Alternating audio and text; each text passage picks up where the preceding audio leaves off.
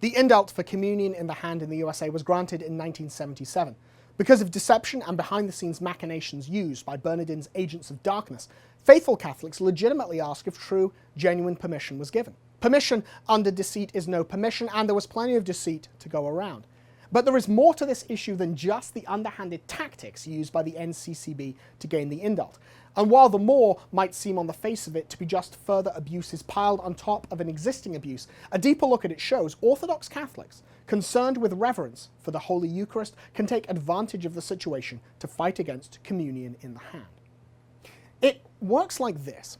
When Rome gives special permission to break or set aside a law, she doesn't do so without restrictions. She does so conditionally, using the Latin phrase sine qua non, which means without which nothing. In essence, Rome says you can do things differently from the norm, but only if you meet all these conditions.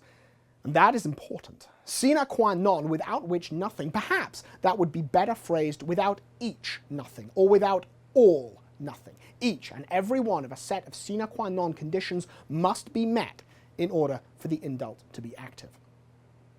In the case of communion in the hand, there are several conditions and all must be met. They are found in a letter from the Congregation for Divine Worship issued to bishops' conferences who sought and obtained an indult. It's written not in English or even Latin, but in French. Remember that detail and file it away. We are most familiar with it in English, and I won't force you to parler le français, but bear in mind any English version is a translation of the original official document. It outlines the conditions, but it begins by saying, in reply to the request of your Conference of Bishops regarding permission to give communion by placing the host on the hand of the faithful, I wish to communicate the following. Pope Paul VI calls attention to the purpose of the instruction Memoriale Domini of 29th May 1969 on retaining the traditional practice in use. At the same time, he has taken into account the reasons given to support your request and the outcome of the vote taken on this matter. The Pope grants that throughout the territory of your conference, each bishop may, according to his prudent judgment and conscience, authorize in his diocese the introduction of the new rite for giving communion. The condition is the complete avoidance of any cause for the faithful to be shocked and any danger of irreverence towards the Eucharist. Right there, we see the traditional practice, communion on the tongue, is to be retained, and we are told the purpose of Memoriale Domini was not to give indults, but rather to keep things the way they were.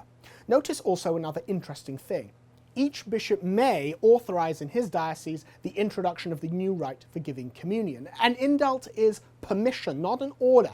And when it is granted, it is up to individual bishops, not the conference as a whole, to decide whether or not to make use of it. A local ordinary can and should decide whether or not to allow the use of any indult in his diocese. If a bishop tells you about anything, his hands are tied because of the wishes of the conference, he is either ignorant or deceiving you. Giving the impression he would do things differently, well, but you know, the conference, it's most often just a way he can cover himself, introducing abusive, Protestant-inspired practices without looking like he is the one pushing for it. As I said, there are several conditions, but they are summed up by a single phrase, much like the whole of the Catholic life is summed up by the words of Jesus Christ, "You shall love the Lord your God with your whole heart, soul, and mind, and love your neighbor as yourself." The instruction says the condition is the complete avoidance of any cause for the faithful to be shocked and any danger of irreverence towards the Eucharist. Now, just as much ink has been spilled and many homilies preached on just how we are to love God and our neighbor, so too is avoiding irreverence better explained. These are the conditions, and we are going to go through them and show not only how they aren't being met, but also how the existence of some of these conditions gives us, faithful Catholics with a reverence for the Eucharist, both hope and a weapon against communion in the hand. The first condition is that communion in the hand cannot be imposed in a way that would prevent people from receiving communion on the tongue. If communion in the hand is offered, and remember, it does not have to be, then it cannot be to the exclusion of communion on the tongue.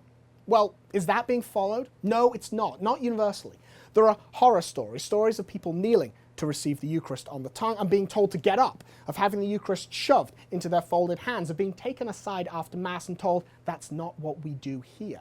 Even faithful Catholics being yelled at during communion and told to stand and take Jesus into their hands. Now, priests are only human. Perhaps some are ignorant, tired, having a bad day. Individual, unfortunate incidents are understandable and do not invalidate the condition for permission. But this is not a series of individual unfortunate incidents. This is policy. This is a deliberate deception and obfuscation by the Bishops' Conference. Their own website says, in the United States, the body of bishops determined that communion should be received standing and that a bow is the act of reverence made by those receiving. That gives the impression communion in the hand is the norm, which is not the case. Such a thing is a violation of both the letter and spirit of Memoriale Domini and of the indult itself. At that point, individual priests, perhaps merely useful idiots, but witting or not agents of darkness, feel justified in haranguing the faithful to receive standing and in the hand. After all, should they not follow the wishes of the Church, who says to receive in the hand? That this condition is unmet is a serious issue, but there is value in knowing it. Now, when and if you are told to stand and receive Jesus in your hands, you can reference this condition, as well as the documents and instructions that came before it. You will be able to say politely but firmly that you do not only have a right to receive on the tongue, but that is the better, preferred method. The second condition says the new practice must be put into place carefully and gradually, not indiscriminately. It's too late to do anything about it now, of course. The practice has been introduced, and not carefully and not in a discriminating manner. But the mere fact this happened, that it was quickly pushed through so quickly, reveals once again the conditions for permission are not being met. Now, the third condition is perhaps the most interesting and the most damning to the cause of communion in the hand. It's also the one where the language of the document comes into play most significantly. The condition reads, in part, the option offered to the faithful of receiving the Eucharistic bread in their hand must also increase their faith in the sublime reality of the Lord's body and blood, which they touch with their hand. Their attitude of reverence must measure up to what they are doing. Note that word there, must. It must increase their faith in the real presence. Now, that is a good translation from the language of the eldest daughter of the church, but there are many, many bad translations floating around, including ones which replace the word must with the word will, which of course turns the whole thing on its head. Now, French isn't an easy language, it's a Romance language, which doesn't mean it's great for flirting with a wine-sipping beauty called Celeste you met in Le 4e arrondissement. Mais non! Romance comes from Roman, and it means it is a Latin-based language. English is Germanic in the main, and so there is a gulf spanned only by bridges built from Rosetta Stones. This sort of translation error is to be expected, is what I'm saying. But the fact it was this mistranslation, a mistranslation that completely changes the meaning and changes it into supporting communion on the hand, well, that's suspicious, no? It's also not as if the phrase makes sense in context. The document is all about conditions, not declarations of what communion in the hand will do. The third condition is just that, a condition for, not an advantage of, communion in the hand. And it's a condition which absolutely cannot be met. The documents of Paul VI, Mysterium Fidei, Memoriale Domini, and the rest, not to mention writings of other popes, make that clear. They are full of references to a danger of communion in the hand being a loss of faith in the real presence. And the condition isn't a neutral either. Communion in the hand must lead to an increase in faith of the real presence, not merely not damage it. That, frankly, is the kicker right there. Pretty much everything written about communion in the hand warns of the danger of a loss of faith. By receiving the Eucharist in the manner we might receive ordinary food, we risk coming to think of it as ordinary food, which it absolutely is not. No matter what you might think about communion in the hand, no one is saying the method will lead to an increase of faith in the real presence. At best, people say it won't do any harm. Never has anyone said treating the Eucharist in exactly the same way as bread and wine will lead people to being even more convinced it isn't actually bread and wine, and is in fact, really, truly, and substantially, the body, blood, soul, and divinity of Jesus Christ. Even if that was the only condition, then any and all indults for communion in the hand would be invalid. Sine qua non, without which nothing. Without an increase in faith in the real presence, no communion in the hand. Poll after poll taken over the last half century, when communion in the hand has been introduced in the USA and all over the world, reveal a deplorable decrease in faith in the real presence.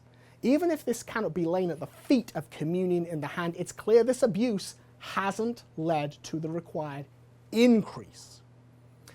Now, for any priests out there, you have some serious reflecting to do. The Church commands communion in the hand is only allowed if the faith in the real presence is increased. You are the pastor of your flock. You are responsible for them and their faith. If communion in the hand isn't actively increasing their faith, remember, it must increase their faith, not merely not decrease it. Then no permission to offer the Eucharist in that manner. And universal church law stipulates the Eucharist must be distributed on the tongue in the absence of an indult otherwise. Unless a congregation are seeing their faith in the real presence increased by communion in the hand, then distributing communion in that manner is to disobey the church. As a priest, it is your duty to consider that. As laity, it is your duty to bring this politely and charitably, but firmly, to your pastor's attention. The fourth point of the document is not a condition, but rather instead a suggestion of how communion in the hand might be offered. Thankfully, this suggestion of self-communication, of the communicant taking the host from the ciborium, has been now forbidden by Rome. Similarly, the sixth condition explicitly states that hosts which have been dipped in the precious blood, a valid practice called intinction, which allows for communion under both kinds, may never be placed in the hands of the faithful. Both of these points, the initial prohibition on placing a host dipped in the blood in the communicant's hand and the eventual prohibition of self-communication, are clearly designed to avoid a dreadful possibility, the loss of particles of the Eucharist. Be it drops of the precious blood or fragments of the host, Jesus Christ is contained whole and entire in the smallest visible particle of the Eucharist. Remember what Memoriale Domini said about this. What you have allowed to fall, think of it as though one of your own members were amputated.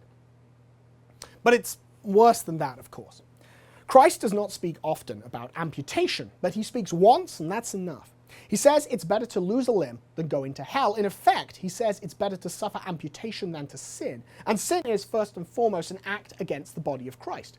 To allow the literal body of Christ to fall to the floor, not through accident, but through inattention and casual irreverence, is a dreadful thing. Accidents, of course, happen, but we should not invite them, and we should take every precaution to prevent them. The fifth condition speaks directly to this issue, saying, care must be taken not to allow particles of the Eucharistic bread to fall or be scattered. And this here is a central issue. It's tempting to say that of course care can be taken, that the laity can be careful and check their hands for fragments. But firstly, how often is that actually done? The answer is rarely, if ever. And this condition does not just weigh on the laity saying either pay attention or receive on the tongue. No, this condition weighs on the ministers of the Eucharist, the priests and deacons. They must take care to not allow, and note that, not allow, not do their best to prevent, fragments from falling on the floor. It is the responsibility of the priest to determine if there is a risk of fragments of the Eucharist being scattered or lost, and part of that is determining whether or not the laity receiving are going to take the care to check their hands for particles afterwards and carefully and reverently consume them. If the priest thinks the laity might not check, then this condition is not met and communion cannot be distributed into the hand. The rubrics of the Mass, the instructions on how to say the Mass, are very clear regarding the position of the priest's hands and how to clean the vessels so not a single fragment of the Eucharist is lost. Priests are told to keep their finger and thumbs together, to make use of a pattern, to clean the vessels in a particular, precise manner. If the priest follows these instructions, then barring some horrible accident, no loss of particles should occur.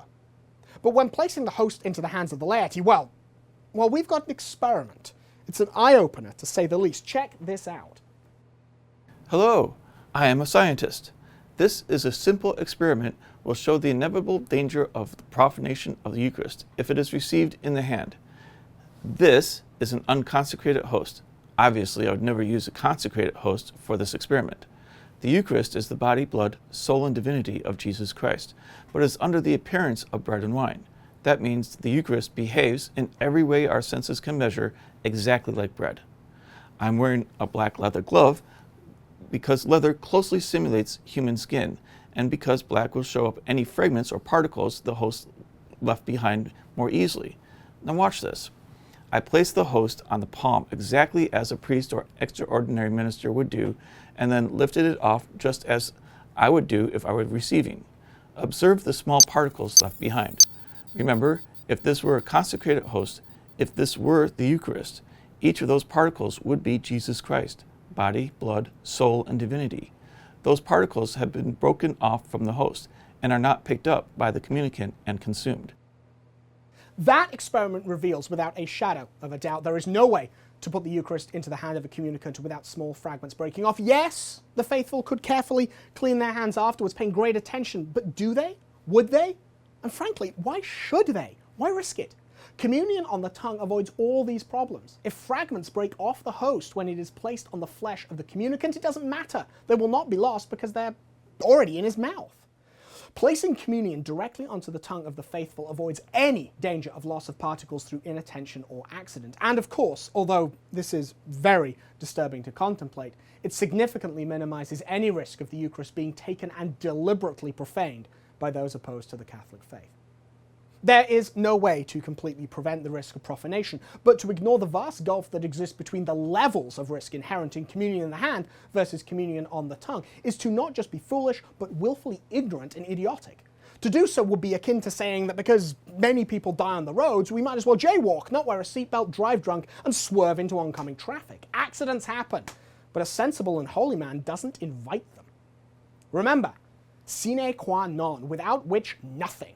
Care must be taken to not allow fragments to fall or be scattered. As recently as 2004, the Congregation for Divine Worship says, if there is a risk of profanation, then Holy Communion should not be given in the hand to the faithful.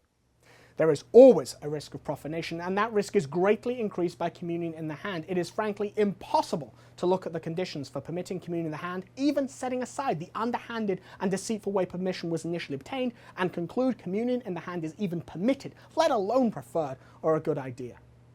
It's high time priests and bishops realize the danger of communion in the hand, the danger of profanation of the Eucharist, the damage done to the faith of Catholics, the introduction of Protestant-inspired theology by agents of darkness eager to break down the distinctions between the sacred and the profane, between priests and laity, between even God and man. It's high time they realized the dangers and did what Malcolm Cardinal Ranjith said in his introduction to the book Dominus Est.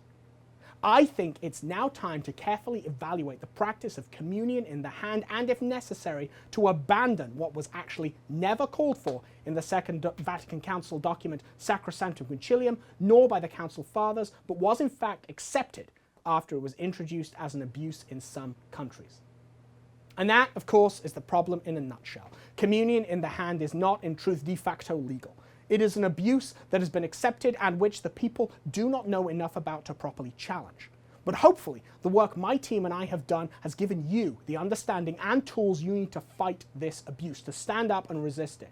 You have the knowledge and, more importantly, the law on your side. Study hard, but pray harder. Pray fervently for the strength and courage to defend Christ in the Eucharist and to help your fellow Catholics deepen their faith in the real presence. My team and I have worked hard. But we've built our work on the shoulders of giants, men like the popes, Paul VI, John Paul II, and Benedict, men like Cardinal Gut and Bishop Blanchette, and of course, Cardinal Ranjith. But there is one particular man, a voice crying in the wilderness on this issue, who deserves our particular praise. My favorite agent is on the case, the last leg of her mission, to bring the final piece of this puzzle together.